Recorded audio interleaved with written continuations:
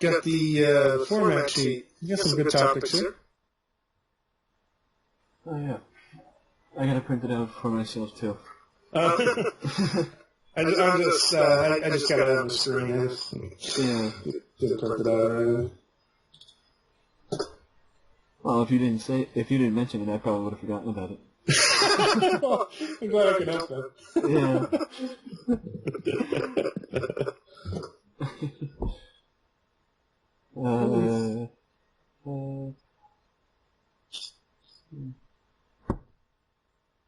Oh yeah. Just to mention before we start, Sure. with the fact that I do the pay-per-view predictions before the pay-per-view on the site, what I usually do is just gloss over the pay-per-view. You know, we pick out a match that we are psyched to see, a match that we don't care if we miss. Right. Instead of predicting the entire card. Okay. Yeah.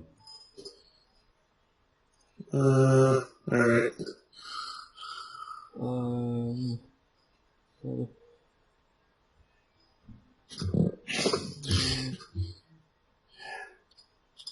Yeah, I mean, pretty much, usually I'll follow along with whatever you have here.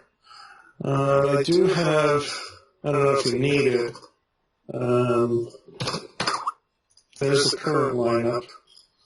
Actually, that would help because I was probably gonna look it up during the show. Sure. Yeah, I just sent it over to you in Skype. Yeah, I saw.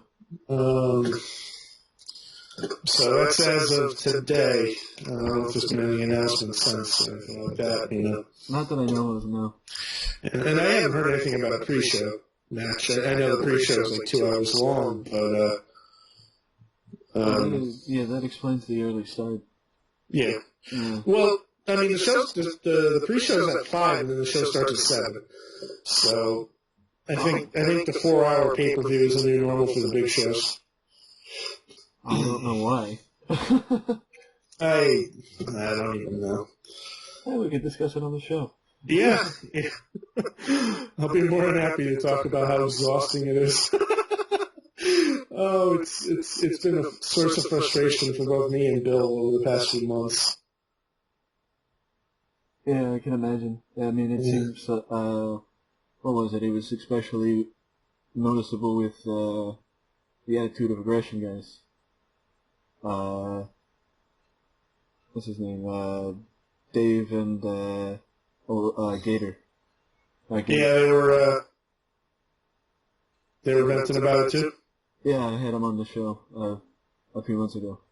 Nice. Yeah.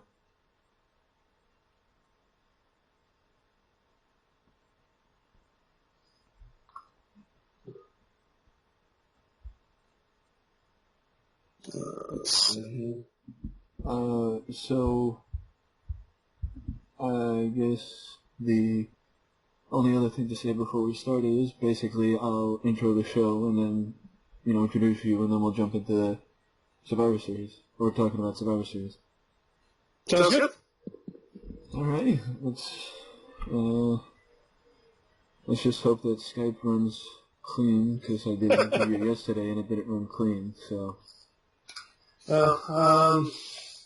I'll close down any. I don't have any programs that are uploading, but I got like Dropbox and stuff, so I'll shut those down just in case.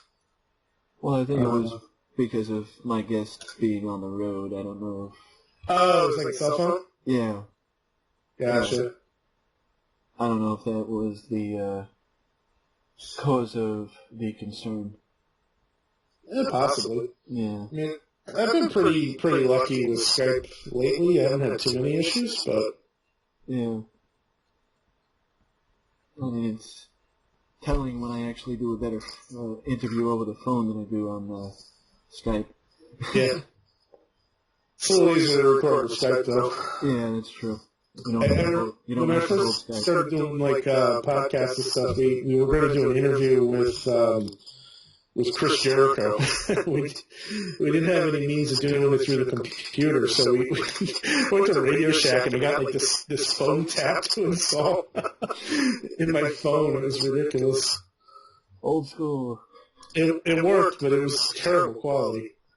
Hey, the blessing of new technology.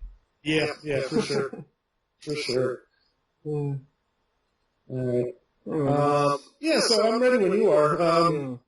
It was Mike, right? Mike's? Yep. Just wanted to make sure I didn't call you like Sam or something. And no. All right. Yeah, I'm ready to go, Mike, whenever you are. Alrighty, here we go. Welcome once again. It's time for episode 10. That's right, we have finally hit episode number 10 of Express Talk. And for this somewhat milestone episode, I have Drew from ringwrap.com. Thank you for coming on Express Talk. Hey, man, thanks for having me, Mike. I really appreciate it. It's very exciting to be here, especially for your 10th episode, man.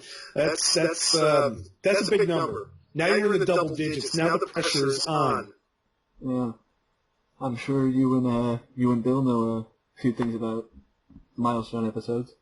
Yeah, we've got a few under our belt, and there's a big one that's around the corner in a couple months. So we're looking forward to that. We'll hopefully make a big party out of that one. Mm-hmm. Well, I mean, even though it seems like every other weekend we have a pay-per-view, November's been a little bit different because we have two more weekends left. And only one more pay-per-view, or one pay-per-view. And that pay-per-view is coming up in the Survivor Series. So, what match are you looking forward to this Sunday? That's a really tough question because Survivor Series this year is pretty loaded. And despite the inherent flaws with the Team Raw versus Team SmackDown matches, I am really looking forward to all three of those. But that being said, oh man, I don't know. I don't have high expectations for Lesnar and Goldberg. Team Raw and Team SmackDown, none of those matches really have anything on the line. I know this is going to be one of the undercard matches, but I'm kind of looking forward to that Cruiserweight match. I kind of want to see what happens with that Cruiserweight title and that whole division. I agree. They did for once they actually did a good job of creating intrigue in an undercard match. Yeah. Of course, it has to do with a SmackDown superstar, and once again, intrigue in a SmackDown match. Yeah, I mean, the Cruiserweight division as a whole on Raw right now is a bit of a mess. I was hoping with the third hour that they would find ample time to really highlight those guys and let them do what they're doing, best. But unfortunately, we still really don't know who any of them are. And most of the time, it's either the champ versus a challenger or a six-man tag match. And that's just really a big letdown. So my hope is that we're going to see that Cruiserweight division slide over to SmackDown, especially with 205 Live right around the corner, and have an opportunity to have a different set of writers writing for them and give them a fresh look. And, even if the only match that we see on SmackDown is a championship match or something featuring a champion, it doesn't have to be a championship match. I think they'll do a better job with it on SmackDown than they have been on Raw, even with the lack of that extra hour. Mm-hmm.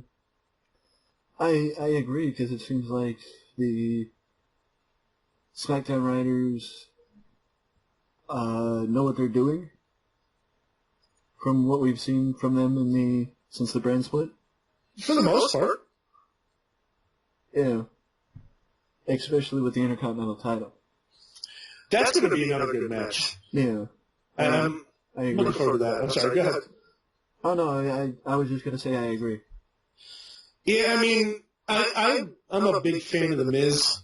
I've really enjoyed his work over the years. And, talk about a guy that really busts his ass to make himself, reinvent himself. And, Bill and I on our show have gone back and forth. Bill doesn't like The Miz. Bill's always talking trash about The Miz, but The Miz is my guy.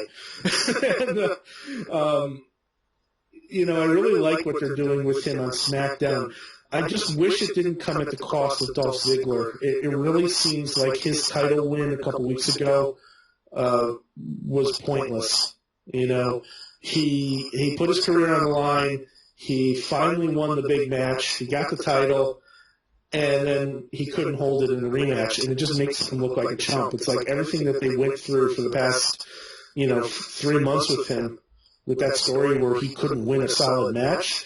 It was just a big waste. And now, Miz and Sami Zayn are going to tear it up at Survivor Series, and, it really could go either way, but I think it did, damage to Dolph Ziggler, and I'm not sure if there's any repairing it at this point. I mean, I don't think there's any arguing that. I don't think there's arguing that there may be irrefutable damage to Dolph. But I think that possibly they may have put the belt back on The Miz to protect Dolph from losing another big match. Do you think we're going to see Sami walk away with the Intercontinental Championship? I think it's possible. I'm not going to say 100%. I do think it's possible. But this, I think, goes back to WWE learning how to sustain a push and,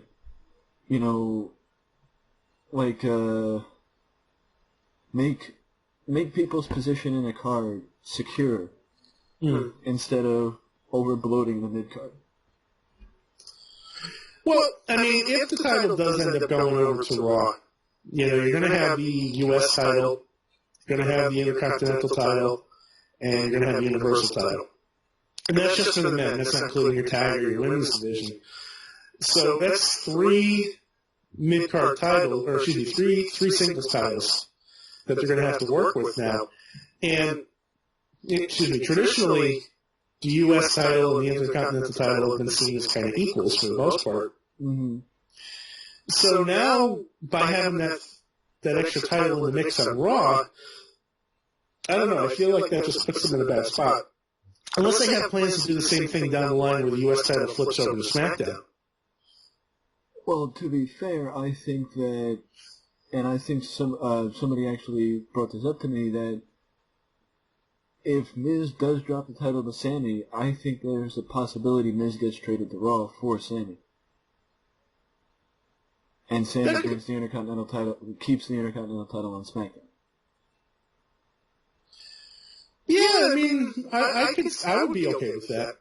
It was a bit of a head scratcher when Sami Zayn and Kevin Owens were both drafted to the same brand. Yeah. Sami Zayn's a guy who I feel is ready to be in the main event, but on Raw, it just seems like he's kind of stuck in limbo here. And if they don't want him to feud with Kevin Owens, then they need to get him away from Kevin Owens. Mm-hmm. So, I'm all for having Sami Zayn on SmackDown. I think that would be great. Get him in a spot where he could start feuding for, the WWE Championship against AJ. That would be. I would love that. That would be great. That would be a refreshing feud for both Sami and AJ. But that being said, do you think that Stephanie McMahon and Mick Foley, storyline-wise, would be interested in trading Sami Zayn as the IC champion for The Miz? Does that make sense in any kind of storyline fashion? Outside of Miz and Daniel Bryan not getting along, I don't know if I see there being a reason for it, Mm-hmm.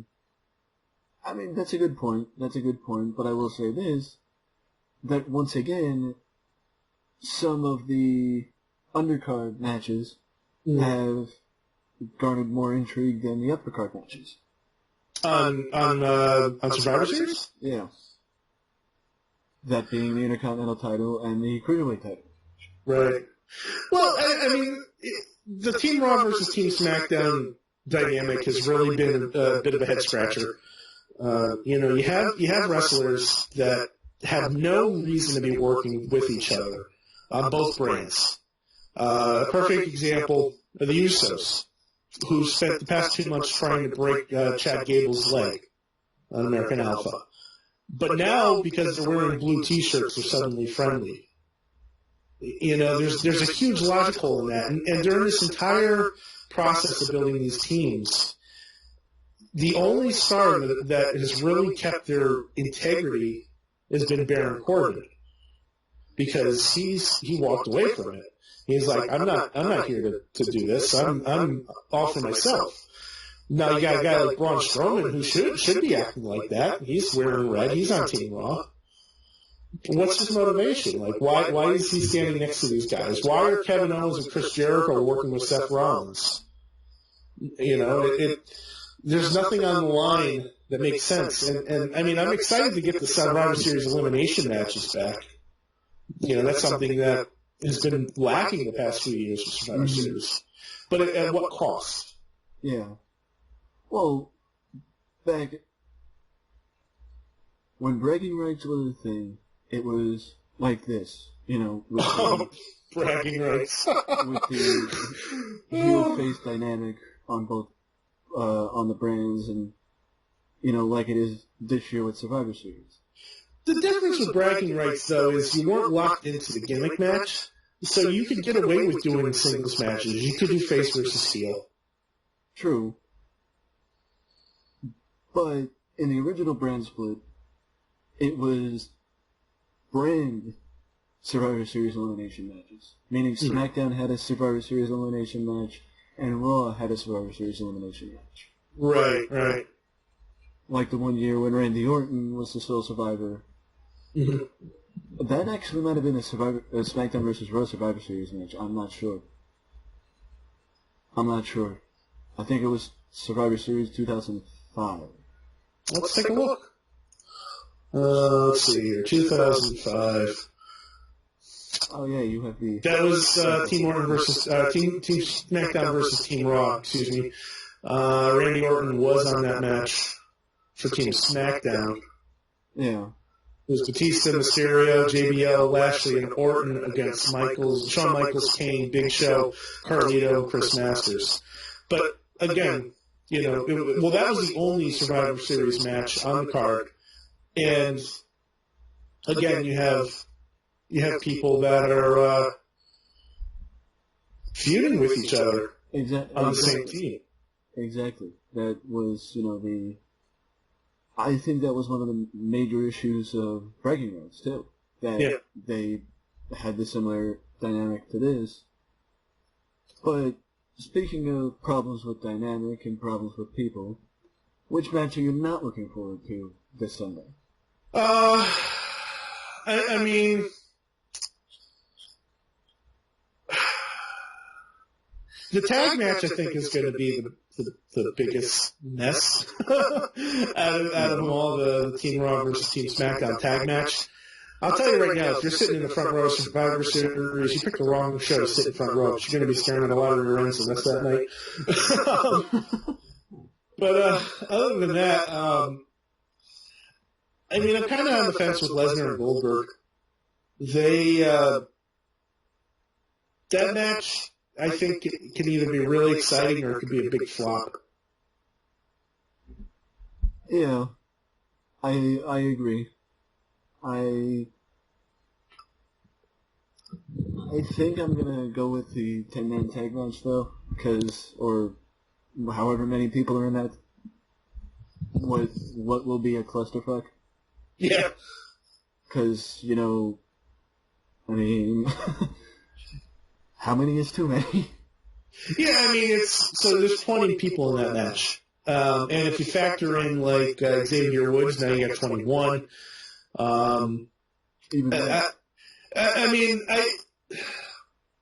The thing with something like that is if one person on the team gets eliminated, the whole team's eliminated, I guess.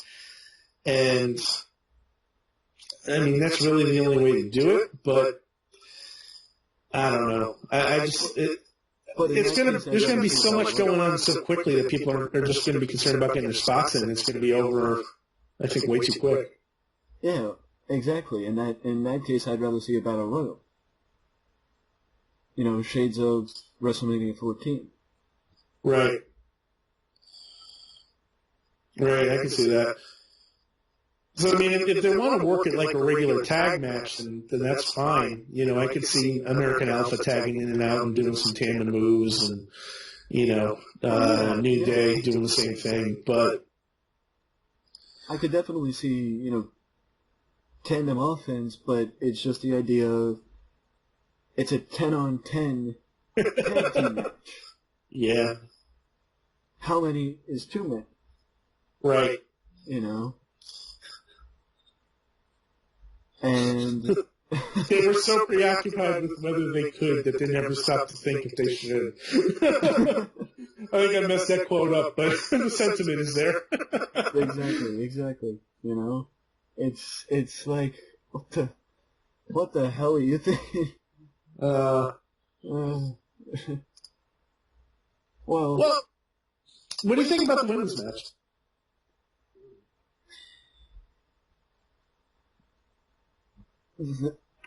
That's the only match that they actually put the logic of we're putting our differences aside to fight for the superior, to fight to show that we're the superior brand. Mm-hmm. That is the only match that they actually did that and put forth the logic.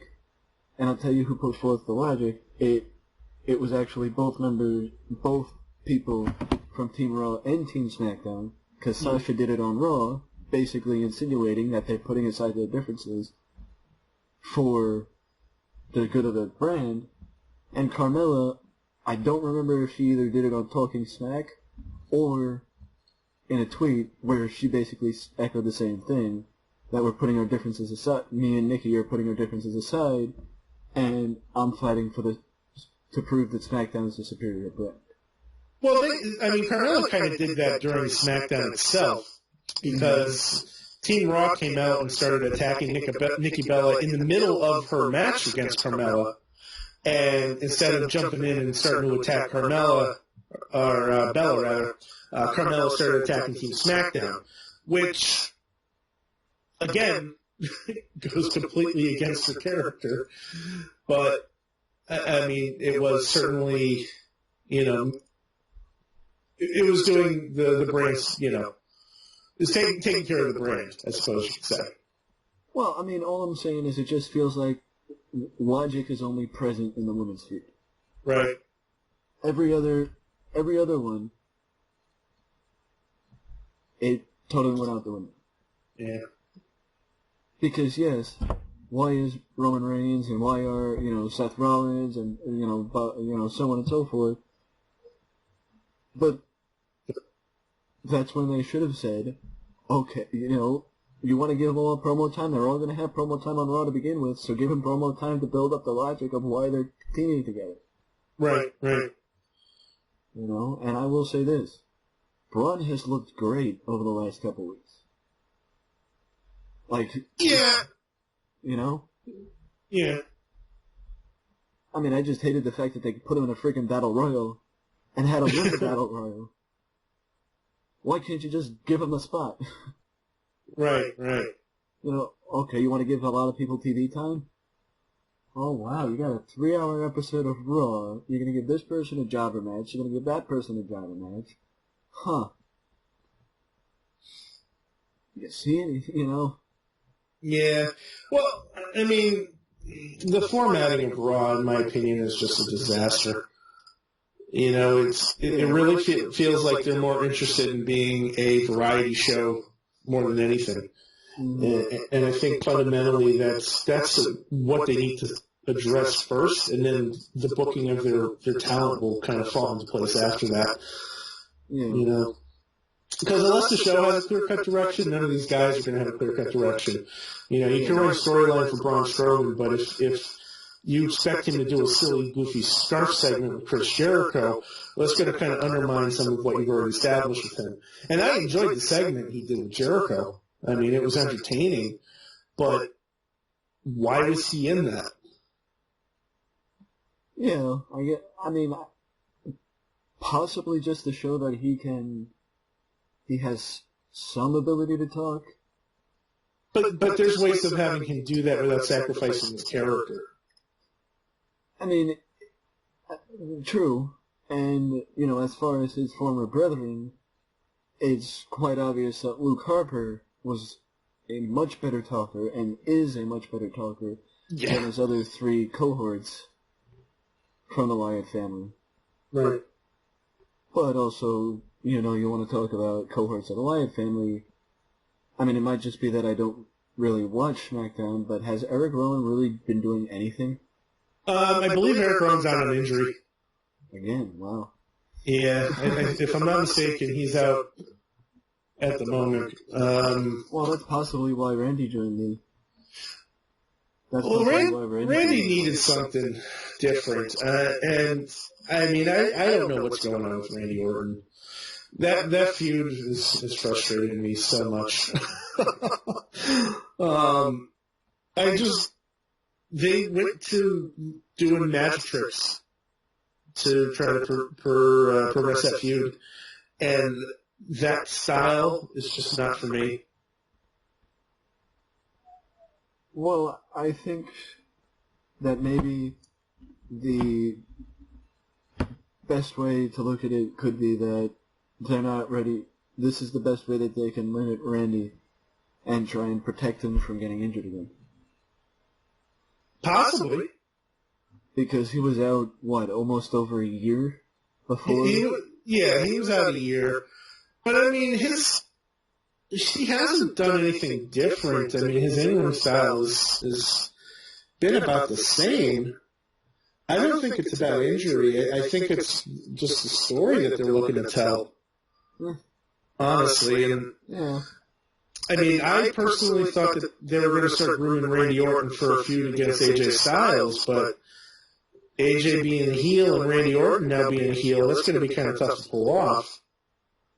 So I don't know where they're going with it. He stays heel longer than Daniel Bryan did. What's that? I'm just hoping he stays with Bray for longer than Daniel did. He already is. Daniel Bryan, I think, was there with them for, 2 weeks? Give or take, yeah. Yeah, so this is already longer. Oh, good. Because, Bray needed, I don't even want to get into Bray Wyatt. We could do half a show on him alone. We probably could. Yeah. Well, now, let's, go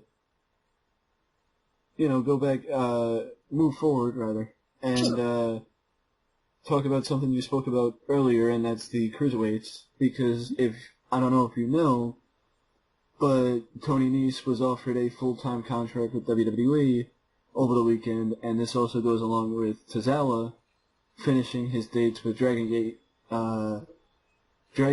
over in Japan, and I'm presuming Grand Metalik finishing his dates in CMLL eventually, and him also joining WWE full-time to be a part of the Cruiserweight division. Yeah, so I think Drew Gulak was also offered a contract as well, if I'm not mistaken. I think William Regal extended that to both him and Nese. I'm not 100% sure. But Tozawa, I'm super excited for. I'm really looking forward to seeing him. I love the Cruiserweight Classic. That was so much fun. Yeah. And there were some really, really talented guys in that tournament. I agree. So I'm thrilled that Tozawa was going to be there. I really enjoyed him. I thought he was somebody that really took his body language to another level. Obviously there's a language barrier there, but it didn't matter, with him, because his facial expressions and, the way he acts and his mannerisms in the ring were really top notch. Jack Gallagher is a guy that I'm really excited to see. I'm looking forward to that. I mean, having the Cruiserweights get their own show is clearly the best thing for them after seeing how they've been booked in the past 2 months on Raw. Yeah, especially having Mauro Ranallo be the commentator for the show. Oh, Mamma Mia, Mauro Ranallo. I'm so happy. Him and Corey Graves are just going to tear it up. Yeah. I mean, I did like the chemistry with Daniel and him, but I can understand why Daniel's not going to be the color guy on for 207. Yeah, I mean, I think it just conflicts with his on-air personality. But, I mean, that being said, they're in good hands with Corey Graves and Mauro Ranallo. True. and I have absolutely no doubt in my mind. I mean, I was watching NXT this morning, trying to get caught up before Takeover, and Corey Graves really truly is one of the best color guys in the business. You know, he's quickly becoming amongst my favorites, and that includes guys like Bobby Heenan. So, that's high praise. It's Well, Corey Graves, if you're listening, you just received high praise from the folks over at ringrap.com. Yay! Cheap plug. Man. But, I mean, there's... Logistically, I mean, it looks like it's going to make more sense to move them over to SmackDown. Yeah. So I'm looking forward to seeing how it plays out. I think that WWE has an opportunity, now that they're giving these guys their own show, they have an opportunity to frame it in a different context than they would if they're on Raw or on SmackDown. So, I'm really curious to see how that plays out. And I would like it if they, did something like use SmackDown to build up 207. Not over-featuring, like not having the focus of or any part of the focus of SmackDown being about the Cruiserweights. Because then why do you have 207? 207 needs to be the focus of the Cruiserweights, not SmackDown or Raw, if somehow Brian Kendrick keeps the belt. Right, I agree with you. Yeah. I mean, that's going to be a little tricky, because the way they're making it sound that belt is going to be on either Raw or SmackDown. If that's the case, then it's going to need to be hyped up to some degree. But, I mean, maybe it's the kind of thing that's only defended on those pay-per-views. Mm-hmm. I mean, that would be interesting. True. But again, it's all about context then. Yeah. And I would much rather have them do an NXT TakeOver style show with the Cruiserweights, with the 205 Live, than just throw in a Cruiserweight title match in the middle of the Royal Rumble or, TLC or whatever the next pay-per-view is. Well, to be fair, from what I saw in the banner promoting the thing, I think it's possible that Zack Sabre Jr. might be on 205 Live. Oh, you made me happy. I think it's possible he might be. That would make because it's a WWE Network exclusive, which would basically be the same thing as CWC, because that's one of the reasons why he wasn't on the main roster, because to be on the main roster you need a WWE exclusive contract.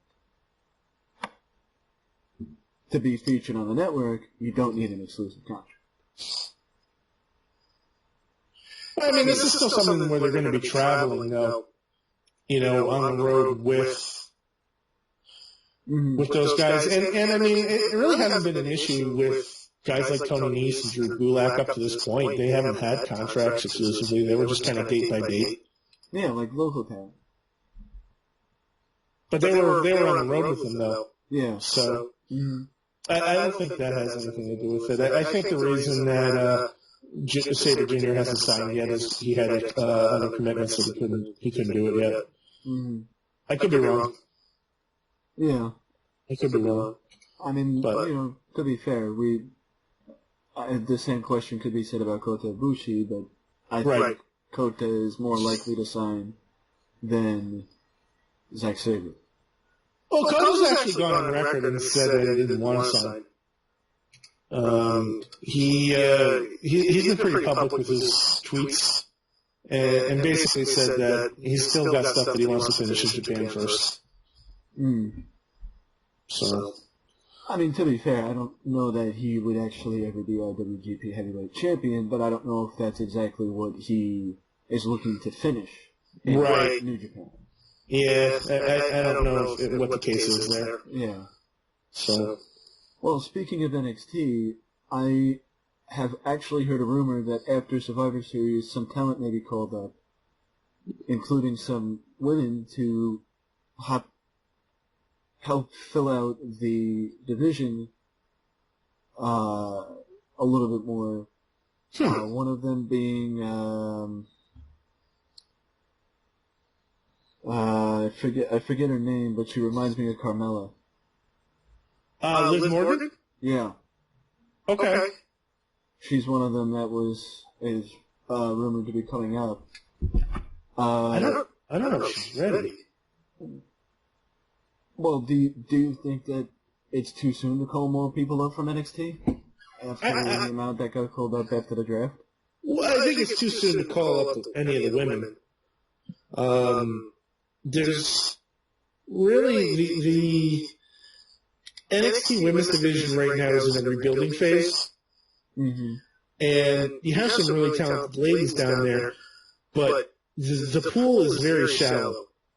So if you take somebody out, you need to have somebody to replenish it. And right now, as far as I'm aware, they really don't have anybody that can replenish that pool. Liv Morgan is on the green side. I'm trying to see if I can bring up the NXT roster now. I mean, there's not a lot of women on the roster to begin with. Yeah. You know, Asuka. I mean, basically there's Asuka, and then there's the next tier down is Ember Moon, and then basically everybody else. So, and that's not meant to be an insult. It's just a thin roster right now. Peyton Royce and Billie Kay are talented, but I think they need a little bit more time. Mandy Rose is still green. You have Nikki Cross, who's probably one of the more experienced ones out of the bunch. I haven't seen too much of her yet. Yeah. So, I mean, if it were my call, I'd leave the women's division alone for a little while and maybe not bring up anybody else until after WrestleMania. Mm-hmm. As far as the men go, I think you got some options there.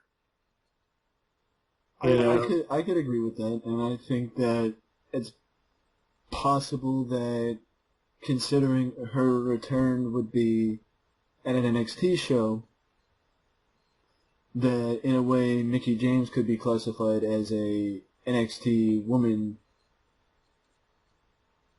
Well, I mean, it depends on how long she's going to be around for. My understanding is that this is a one-off appearance. Whether it leads to something more than that would be, just kind of have to wait and see, I suppose. Mm-hmm. I'd like her to stick around, but I mean, if you get somebody like Mickie James, do you really want to keep her in NXT when you really do have a spot for her and could use her on the main roster? True, and I wouldn't be, surprised if she was interested in returning to the main roster. Yeah. Well, who would you call up if it was up to you? I mean, I think you're right. I think that the women's division should be left alone.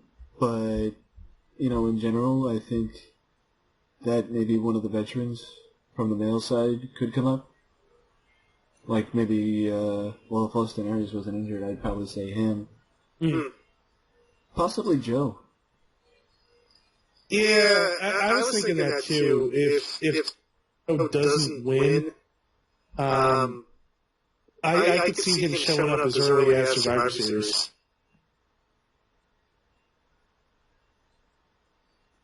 I would love for Joe to take place of Shane McMahon on that team.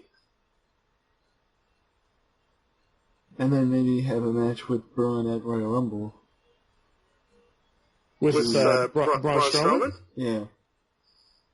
I don't know how I feel about that. Joe's the kind of guy that you want to steamroll through anybody that's in his path until he gets the title. If you protect Joe, he could be a legitimate contender to a guy like Brock Lesnar.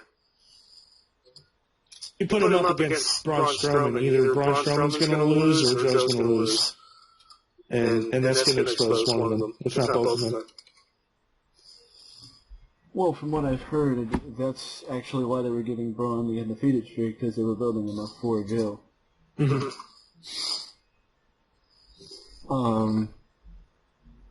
Well, it's definitely interesting, the idea of what could happen after Survivor Series.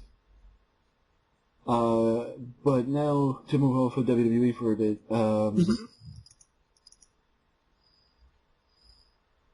After the,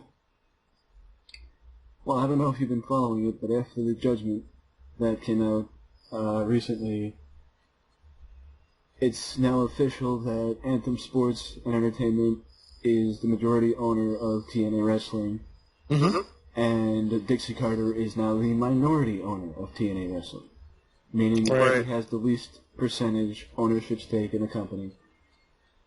No matter how she wants to twist it or turn it, she has the least say in the company. And I believe the only other company that has a say is Aerolux, the production company. But, I mean, do you have any opinion on TNA, or would you rather just... Well, I mean, I don't have a lot to say about their weekly show. Unfortunately, I haven't been keeping up with it as of late, which is really unfortunate because I do think that they have a lot of great talent there, and I think they put on a quality program. In a lot of ways better than what WWE does on their main roster. But that said, I mean, the drama with Dixie Carter and everything there, I mean, she's basically run that company into the ground. And I think that's really unfortunate because you have a lot of guys there that are working hard to try to make that company special. And week after week, month after month, year after year, the same story keeps popping up. Is TNA going to be able to pay their talent or their production crew? And that really should never have been an option in the first place.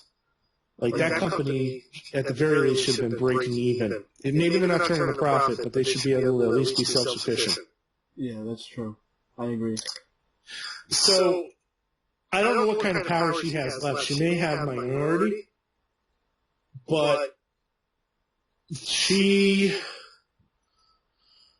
if she only had minority stake, but she's still got a title, she's still in a position where she can make decisions. And I think that really at this point, she shouldn't be allowed to make any decisions.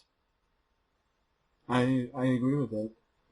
I agree, especially after the, not to reuse the same word, but after the clusterfuck that became Billy Corgan's involvement with the company. Yeah. I mean, I think Billy Corgan's thumbprint on TNA was evident the moment that he started getting involved. And all you need to do is take a look at a team like Decay for that proof. You know, those were two guys, Abyss and Crazy Steve, were two guys that had zero direction. And they changed up their look, they changed up their attitude, they gave them cool music. And, you know, I guarantee you TNA would not have had access to Marilyn Manson's music if it weren't for Billy Corgan. There's a lot of things that I question. I do not question that. So, I don't know where they go from here. You know, there's a lot of wrestlers that really liked what Billy Corgan was bringing to the table, and, they liked his ideas, they liked what he had to offer. I think it's just a matter of time before Billy Corgan starts up his own company and does his own thing. Now that he's had a taste of what it is to have national clearance and he's made some connections with a lot of people, I think he's going to get set up. I think he's going to get some sort of a TV deal, maybe with that Flow Slam. I don't know. You know, he's a businessman. He's a smart guy. You don't stay relevant in the music industry for 20 years by being a dummy. Yeah. You know, and I don't necessarily think that if he did that, he would put TNA out of business. I just think he would replace them. Well, I mean, financially, I think... See, I wouldn't necessarily say he'd put TNA out of business, but he certainly would break their locker room. Yeah. And I think that could be a serious issue for them. Yeah. And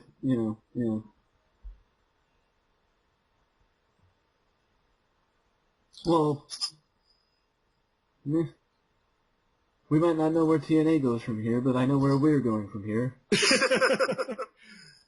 And that's to the Russo spot. because Vince Russo had the ability to change the booking style of pro wrestling back in the Attitude Era, and now I'm giving you the same ability. You have the ability to change a particular gimmick, a booking style, or a stigma, or anything you want about today's wrestling business. What would you change? I would actually go old school. I would really make a conscious effort to bring back kayfabe as much as possible. You know, there's not enough, in my opinion, there's not enough protection of the characters. There's not enough.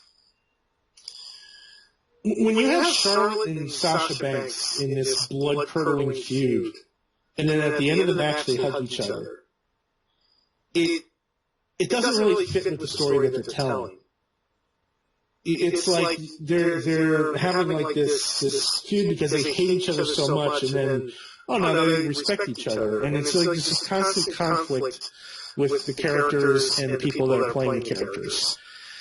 And I really want to believe in my heart of hearts that the wrestlers that we see on TV are as close to the real deal, as close to who they are as possible. And social media has kind of taken that away to some degree. You know, a couple days ago there was a picture of Bray Wyatt floating around where he was posing with Stephanie McMahon and Renee Young. Did you happen to see that? I did. Like, what the fuck was that? Backstage photo of Bray Wyatt, Renee Young. Well, let me rephrase that. A backstage photo of Wyndham Rotunda, Renee Young, and Stephanie McMahon. But there is no Wyndham Rotunda's Twitter. There is no separation between the character and the person that's portraying them. It's pro wrestling is different than movies and TV in that respect, because we've been brought up and we've been taught that those people are playing over-exaggerated versions of themselves. So it is in Vince McMahon's best interest, if he wants to make money with Bray Wyatt, to have as many people as possible believe that Bray Wyatt will eat worlds and take souls and do all these things that he claims he does. I agree. I agree completely. I just don't know at this point that the ability to cover the business is still possible because of social media. I think what should happen, I think there should be a filter on Twitter. Anytime one of the wrestlers goes to send a tweet, a little pop-up comes up, and it says, does this expose my character to, or something in that manner? Or it'll say, does this make my character better? And if the wrestler says yes, then the tweet is sent. And if the wrestler says no, it deletes it and their phone explodes. Or maybe not the phone exploding. Yeah, I was going to say, phone exploding is a little bit of overkill, but unless I have a Samsung. Well, but I mean, I don't know. There should be some sort of there should be that filter. Like, ask yourself before you send it. Is this really in my best interest? And this is a constant problem that WWE has had with their narratives. I remember watching vignettes for the Be a Star campaign that they do, which is a wonderful campaign, in my opinion, right? You promote anti-bullying with youth. I really believe that that's something that's very important. And if they can make a difference on just one child, that's amazing. But when you have Alberto Del Rio in that segment, and then immediately in the following segment, he's coming out to the ring calling somebody a filthy para. It's a complete contradiction. Yeah. I agree. Yeah, there's got to be somewhat of a line. Yeah. I mean, you could easily have somebody else do that spot. It could be Just throw out a name, John Cena. If John Cena's not in that commercial, but Alberto Del Rio is, we'll put John Cena in that commercial. Or just don't show the parts with Alberto Del Rio. Yeah. Now, he's not with the company anymore, so he's a poor example. But next time one of those segments comes up, look at the players that are involved and look at the message that they're sending. Mm-hmm. I think the biggest thing I would change is have WWE stop being so corporate image conscious for the 3 hours of Raw and 2 hours of SmackDown.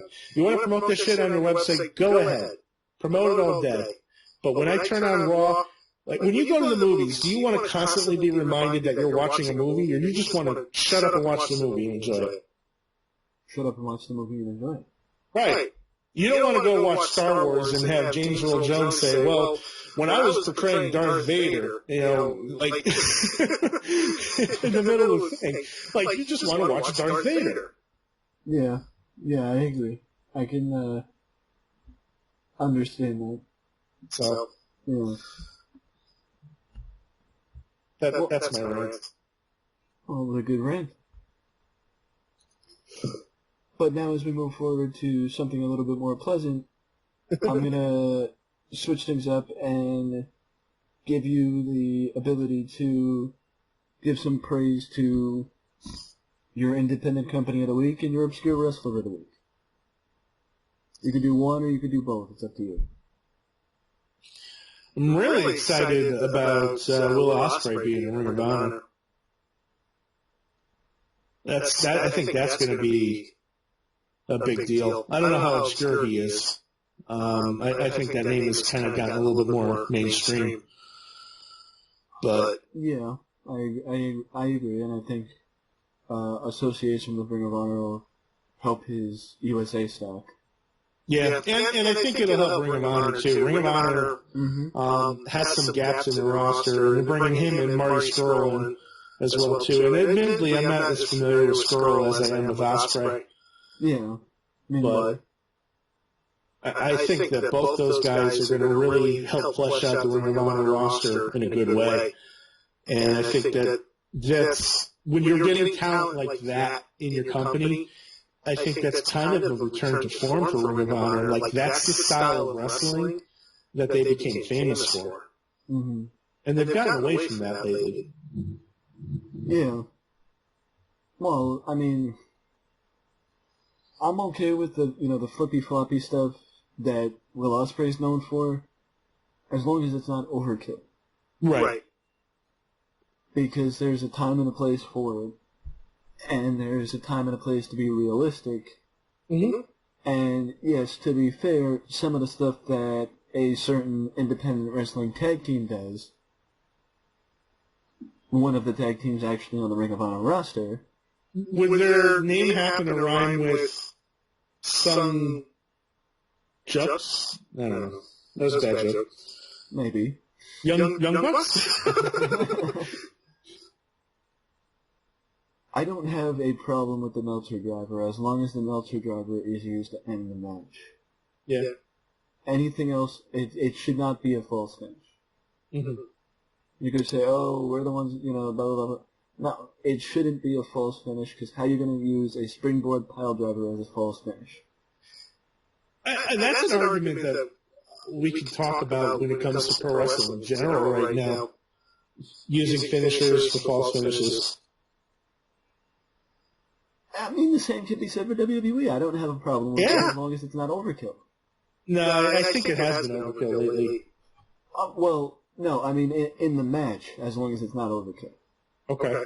Like, as long as it's not, Cena hits the attitude adjustment, and Ambrose hits the dirty deeds, and then Cena does the attitude adjustment again. Right. Like there's a gap in between the finishes. But, I mean, what about the frequency that it's happening? Not necessarily within the same match, but across matches. Like, I feel like the last few matches that John Cena's had at pay-per-views, people have kicked out of his finisher, and he's kicked out of their finishers. Well, because WWE doesn't know how to book a match for a long period of time without actually having false finishers. Right, and I think that's something that not only they need to do, but the industry as a whole needs to do. They need to start protecting finishers more. Yeah. TNA is guilty of it. Ring of Honor's guilty of it. WWE is certainly guilty of it. I agree. Yeah. You know, that's a major problem, and I believe it was Scott Hall that said if they wanted to do a false finish, then they would find another move other than Razor's Edge to do, because he didn't want anybody kicking out of his Razor's Edge. He had no problem losing to somebody. He'll put over anybody, but it would be under a different move. Yeah. And I think that's smart. Yeah, I agree. I agree completely. Mm. Do you have an indie company that you wanted to give a shout out to or attention to? I mean, I haven't been to like any good indie show. Well, I haven't been to any indie shows in a long while. Pro Wrestling Academy, PWA, out of Connecticut, has been putting on some pretty cool stuff. If you're in the Northeast area, I think it's worth checking out. They have a series of shows called Friday Night Fights, and there's some pretty good talented guys there. You know, it's a younger company, definitely a training school. But I think they have a lot to offer, and they draw pretty good crowds. So if you're in the Connecticut area, I would give them a look if you're looking for some good indie wrestling. They run a couple times a month. And it's been about a year since I've been to one of their shows, unfortunately. I've worked nights for a long time, so couldn't make a lot of the shows. But, yeah, PWA is good stuff. Well, props to PWA and Will Ospreay for being this week's Obscure Wrestler of the Week and Indie Company of the Week, respectively. Yep. Now we move back up the format to talk about the Hall of Fame. Mm-hmm. A few weeks ago, randomly it popped up in one of the podcasts that me and the guests were talking about the Hall of Fame. Mm-hmm. So I've, added it to the format, and, we've discussed it since. So if you could pick, 5 or 6 names of who you think could get inducted next year, who do you think that would be in next year's class? For WWE's Hall of Fame? I mean, it sounds like Goldberg is probably going to be in the 2017 class. Mm-hmm. And I think he should be. I think he's certainly worthy of it. Vader, especially if his health concerns are true. Yeah, they are. I saw his tweet. Yeah. So, I mean, that's really terrible news, and I think it's important to get him in the Hall of Fame as quickly as possible so that he can have that moment. He deserves it. As far as women go, I mean, Mickie James certainly does deserve to be in the Hall of Fame. She's had a hell of a career. Mm-hmm. I wouldn't mind seeing her. WWE's in Orlando this year, right? So I'm trying to think if there's anybody based out of that area specifically.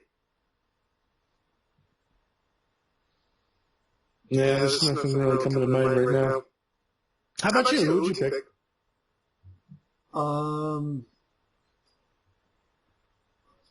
Well, it's fair to say that if Goldberg does in fact get inducted into the Hall of Fame, he will be the meal ticket, per se, for the Hall of Fame this year.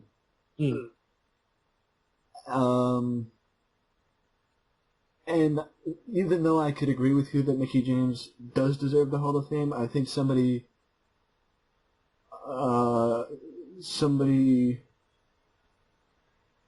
older may deserve it more. Just to save Mickie for a later year instead of, squeezing her in now. Right. I mean, partially because I don't want to say, you don't want to give it posthumously, but, to somebody that you could have given, when they were alive. Right. So maybe like a Lalani Kai or a Velvet McIntyre or somebody who was in the 1980s WWE Women's Division. Right. Yeah, I mean, that's not a bad idea. I would also probably call up Demolition and have them get inducted. That's long overdue. Yeah. And speaking of a posthumous one, and then you can go, Rick Rude. Oh my god, I can't believe he hasn't been inducted yet either. Yeah, he's somebody that really should have been brought on long ago.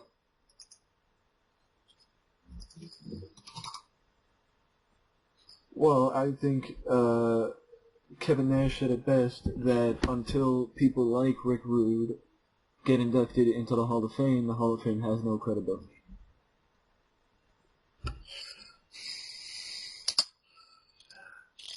Yeah, I mean... Well, I will phrase it. When a person like Coco Beware is in before... No, and this is no offense to Coco Beware, but it's just that other people have more achievements than he does. You're absolutely right. And warrant more of a standing in the Hall of Fame than he does. Coco Beware has kind of been the measuring stick for whether or not somebody belongs in the Hall of Fame as far as I'm concerned. So yes, I will totally agree with that. To be fair, I have also mentioned that I do think Hillbilly Jim deserves to get inducted in the Hall of Fame.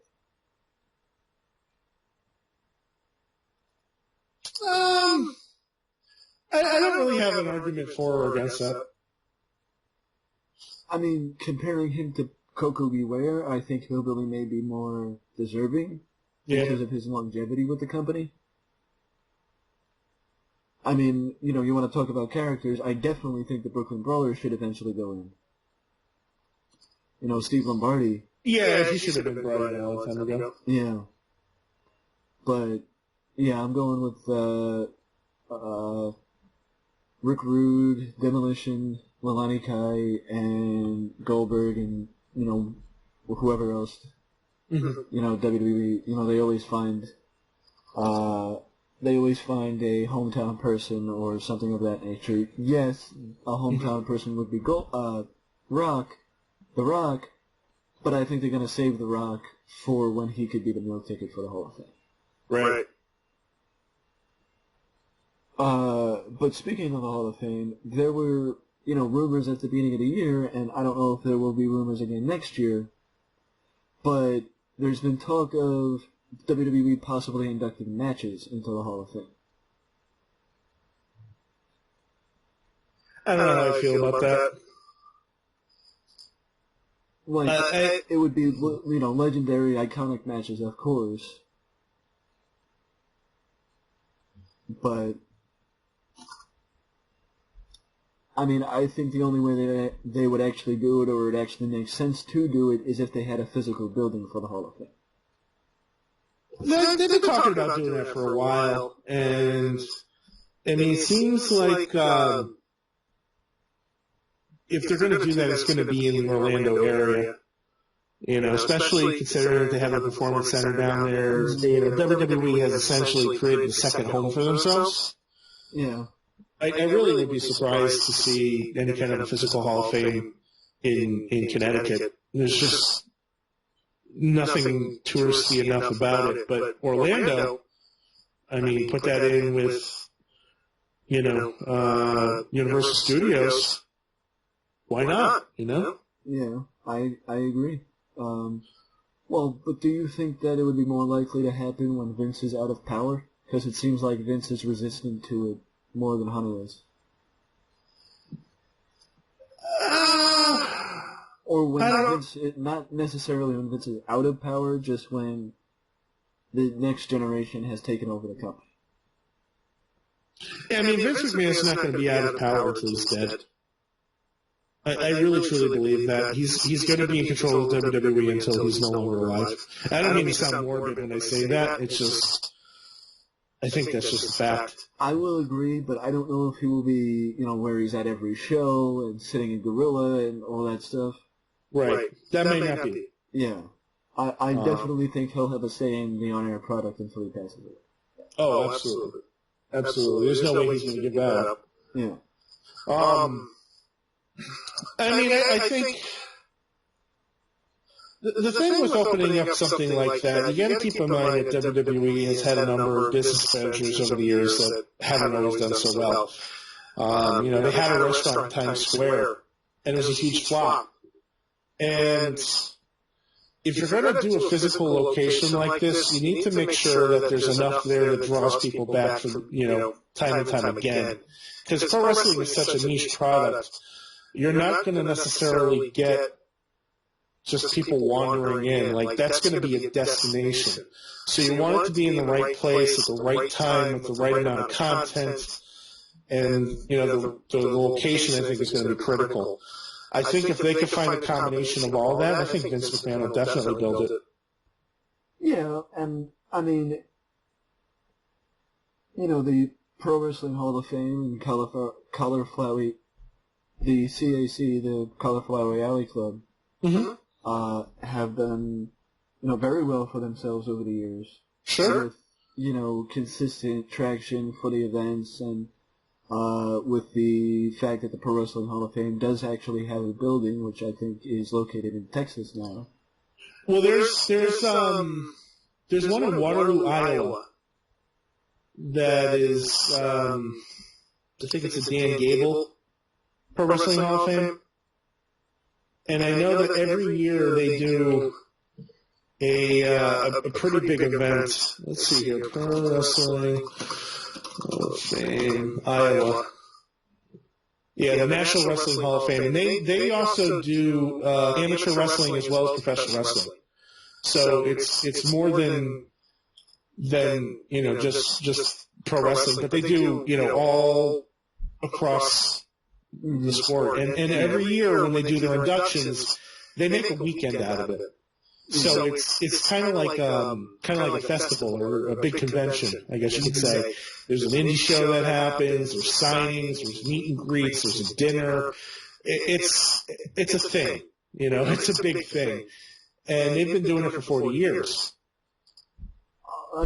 But that's I know WWE has WrestleMania access, but I think they have enough memorabilia, especially if they were to induct matches, that they could make parts of the Hall of Fame dedicated to specific wrestlers, or parts of the Hall of Fame dedicated to the Golden Age, like they started doing this year when they inducted people from the old school, very very old back in the day. Mm-hmm. Like they have enough in their warehouse to do both. So like a Shawn Michaels wing, for example. Yeah, exactly.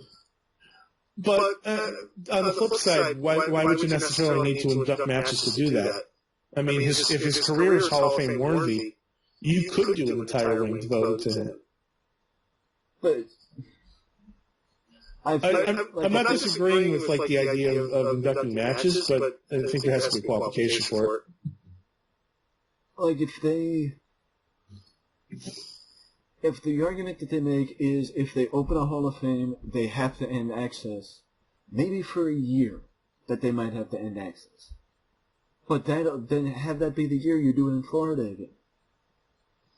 Because then people would go to the WWE Hall of Fame instead of going to access.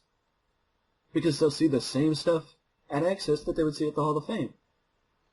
But using the matches, it would save the space to where you can still use the memorabilia that you would use at access in the Hall of Fame, or also, like I mentioned a few weeks ago, they don't have to have the real stuff in the Hall of Fame. They could have the fakes, or, remakes of the stuff, or, and keep the real stuff at the warehouse. So they can use the real stuff at access and have the same stuff in the Hall of Fame. Which also would stop them from inducting matches or make it where they don't have to induct matches every year. Yeah, I think I need to disagree. I don't feel that the Physical Hall of Fame really is going to have any effect on access or vice versa, regardless of where they are. True. I can agree with that. You know, there's a way to make it work. You know, and it's. I don't think it's dependent on inducting matches. I don't think it's dependent on having physical items. You know, you go to a museum, things are moved around and taken out and replaced all the time. But wrestling fans will not. No, but I mean, my point is, you know, again, let's go back to the Shawn Michaels example. You have a Shawn Michaels win, all right, and you might have on display the tights that he wore when he won the World Championship the first time, right? Mm-hmm. And then, you know, you have that in there for a year, and then you take that out and you bring out the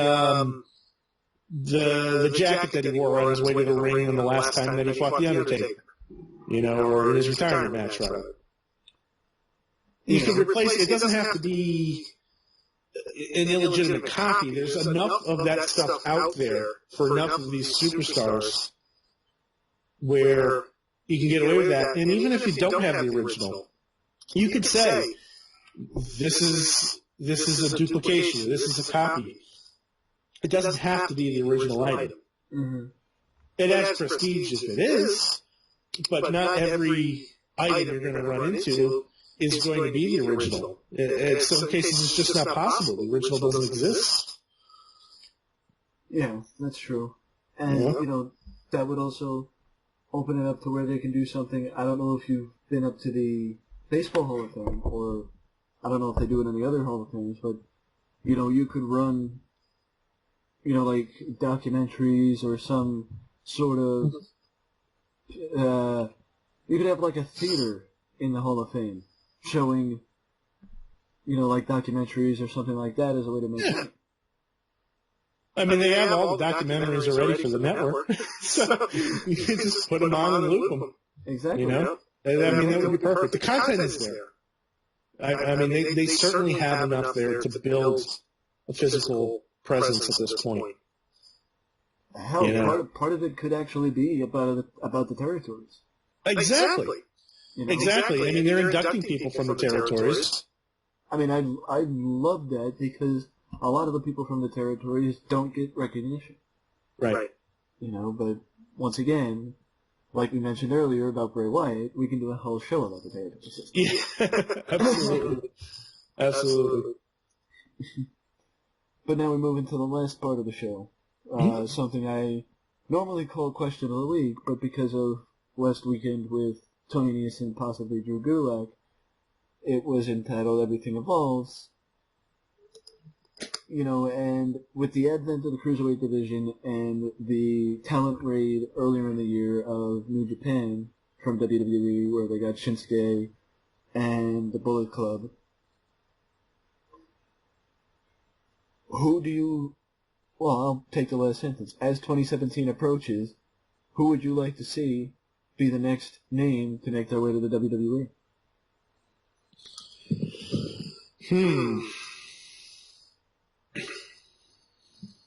That's tough. I mean, they got, I would say, most of the big names that I would be interested in.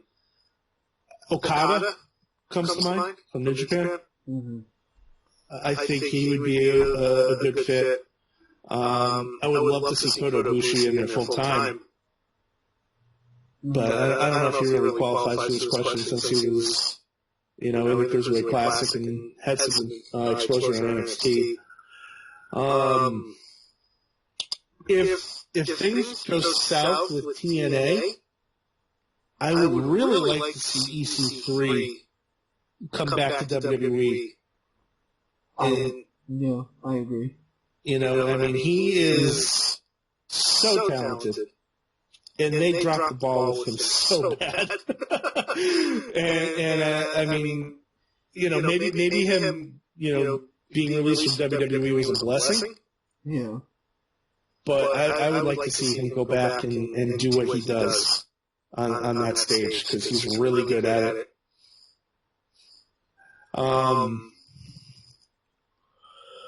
Trying to think of who else. I know it'll never happen, but part of me still wants to see the Briscoes. I agree. I don't think it'll happen, but it would be interesting to see it happen. Yeah. Especially now with Doc and Carl and WWE. Mm-hmm. Very, very hard-hitting match. Oh, it would be brutal. Yeah. It would be brutal. Kyle O'Reilly. That's actually very possible because his contract's up December 31st, I believe. I'm so sad that there's a possibility. I know Red Dragon has kind of, they haven't split up per se, but they've been doing their own thing. I'm a huge Red Dragon fan. Yeah. And I'm disappointed at the idea of them not being a team. But Kyle O'Reilly is super talented, and he's a guy who I think stands a chance of making it in WWE. With the fact that they've switched the perception of in-ring skill and don't apply as much weight to promo work as they did in the past. And plus, I think definitely with the fact that AJ Styles is there and prominently featured, and Daniel Bryan is still prominently featured, and Kyle O'Reilly is very comparable to Daniel Bryan, that it would help Kyle's stock in WWE. And also the fact that he's still quite young. That would help him in WWE very much. Well, I mean, if you look at WWE from the second half of 2015 through 2016 as a whole, there has been an emphasis on work rate that we haven't seen in a long time. Yeah, I agree. There has not been any shortage of really, really good matches, and I would argue that there have probably been more 4-star matches in the past year and a half than all of the early 2000s in WWE. Well, yeah, because the 4-star matches were only on SmackDown in the early 2000s. Boom! There's truth to that. There's a lot of truth to that. But I mean, you've got like all my criticisms of what's going on with WWE are all character oriented. They're not work rate oriented. You have the best wrestlers in the world in that company right now in droves. Seth Rollins, Kevin Owens, Sami Zayn, AJ Styles, Chris Jericho, John Cena. I may get some heat on that one, but guess what? He's one of the best wrestlers in the world. And those are just names off the top of my head. Down at NXT, you got Bobby Roode, Austin Aries, Shinsuke Nakamura, Samoa Joe. The Cruiserweight division has got some immensely talented people in it. The work rate in that company right now is unparalleled. I agree completely. 2017, I think, if you like wrestling, forget the storyline stuff. I think 2017 is going to be a really good year. Yeah. Now, the stories might suck. I have no way of vouching for those. But I have no doubt in my mind that the matches are going to be top-notch. Yeah, I agree. And if I had to pick two people, just two names off the top of my head, well, I'm going to cheat and pick three. And I'm going to say that if TNA does go south, I would love to see Eddie Edwards go back to Ring of Honor. Yeah. And I would love to see Jay Lethal and Adam Cole end up in WWE. I have a little more faith in Adam Cole in that company. I don't think WWE is going to know what to do with Jay Lethal. And that kind of saddens me because he's super talented. Well, I think that may also be one of the reasons why Jay would be more likely to stay with Ring of Honor. Yeah. Because he may feel like he has still more to give to Ring of Honor. But Adam may feel like he's... yes, he may enjoy being in New Japan, but I don't see him fitting in New Japan. Right. You know, like Michael Elgin does, or a Kyle O'Reilly does, or a Bobby Fish. Right. You know, not because Adam isn't as snug as them, just more because I've always, like with Mike Bennett, I always thought Mike Bennett would be much better in WWE. Yeah. Than Ring of Honor. And, I mean, I don't watch him in TNA, but I still believe 100% that Mike Bennett would be better off in WWE. And I believe that Adam Cole would be better off in WWE, too. I tend to agree with you. I mean, I've thought that since he was the Panama City Beach Playboy in CZW. Right. And he hasn't been that in years. Yeah. I didn't get to see that part of his career, unfortunately. Just the Ring of Honor stuff forward. Well, Ring of Honor was when he became a superstar. CZW was when he was junior heavyweight champ. Gotcha. Yeah. So before they were stars, I guess you could say. Sure. Yeah, CZW's had their share of stars come out of it. Oh yeah, absolutely. Dean Ambrose, anybody? Some prime example. Yeah. Well, and they say CZW people don't know how to work. That style's, I respect it for what it is, but it's a little too much for me. Well, to be fair, DJ's done wonders at making the death matches mean something. That's true. Yeah. That's true. Well, now it's to you, my friend. Do you have the opportunity to hype up anything that's coming up for you, or any way you would like fans to get in contact with you, or anything like that? So, floor is yours. Well, yeah, thank you. My name is Drew Koslick, and I'm the editor-in-chief of ringrap.com, ring-rap.com. Me and my senior columnist, Bill Wentz, we cover professional wrestling, mixed martial arts, and even a little bit of boxing here and there. We will have your NXT TakeOver coverage live this Saturday. I will be covering that personally, and on Sunday, Bill will be covering Survivor Series for the 16-hour marathon that it shall be. There will be limited coverage of the pre-show, and then starting at 7, we'll get into full swing with that. We have 2 podcasts that are available for your listening pleasure. Our flagship show, Ring Rap Audio, we've been doing those since 2010, I think. And we record that on a weekly basis. We did a episode on Survivor Series preview and predictions, so go ahead and check that out, as well as our bi-weekly news show around the ring with Ring Rap, where either myself or Bill will talk for about 20 minutes or so about whatever's basically on our mind, whether it's news or something that happened in Raw, whatever the case is.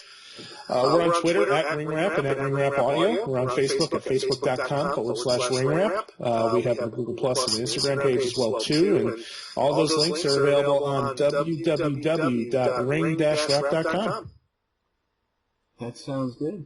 And for you, the viewer, if you enjoyed this video, I'd love to hear from you. And as you can let me know down in the comment section below what you thought of the video and what you thought of anything that we spoke about in this video. And if you'd like to get in contact with Drew, his link will be in the description below. And though I sound like a newscaster, I am officially not a newscaster. You would think by now I would know my outro, but I never do it right. It's just it's rote memory after a while. I can do my spiel in my sleep. Yeah. And part of the reason it's that way is because I've done it 200 times. So don't worry, just, it'll get there. It'll get there. But if you don't want to leave a comment, you can always leave a like. And subscribe to the channel for more content just like this that you can only find right here at Wrestling Express. And this has been episode 10 of the only YouTube exclusive podcast, Express Talk. And I thank Drew for being the guest on this episode. Thank you for having me. It was a lot of fun. And we're clear. Cool. The benefit of using the MP3 recorder, you basically just, any excess crap you cut out. Oh yeah, I love that program. Yeah. Just take that and drop it in Audacity and start doing your thing. Yeah, I'm a little behind with it because I had a recording yesterday, and with the fact that Skype wasn't cooperating, it really, now I gotta sift through 4 phone calls from Skype, and, well, I mean, double the recording, because, it's 2 videos. Yeah, that's true.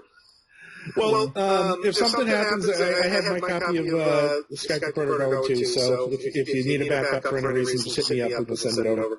Alright, sounds good, thanks, man. Sure. Yeah, we're going to have you on the show soon, too. My schedule's cleared up quite a bit, so maybe after Thanksgiving we'll sit down and try to figure out a week to have you on. That sounds great. I mean, I got some announcements coming up, so maybe I'll, make one on, make it on Twitter first, and then get a little louder on your show. Sounds good. Yeah. All right, man. So. Yeah, once you have this published, just shoot me a link, and I'll show it out on the site. Yeah, it should be. What's today? Thursday. Yep. It should probably be out by the end, the middle of next week. Okay. Yeah. Sounds good. Yeah. It should be. It depends on, editing and other stuff. No, I totally understand. Yeah. All right, man. All right, thanks again. Appreciate it. No problem. Thank you. No problem. Take care. Yep. Later. Bye.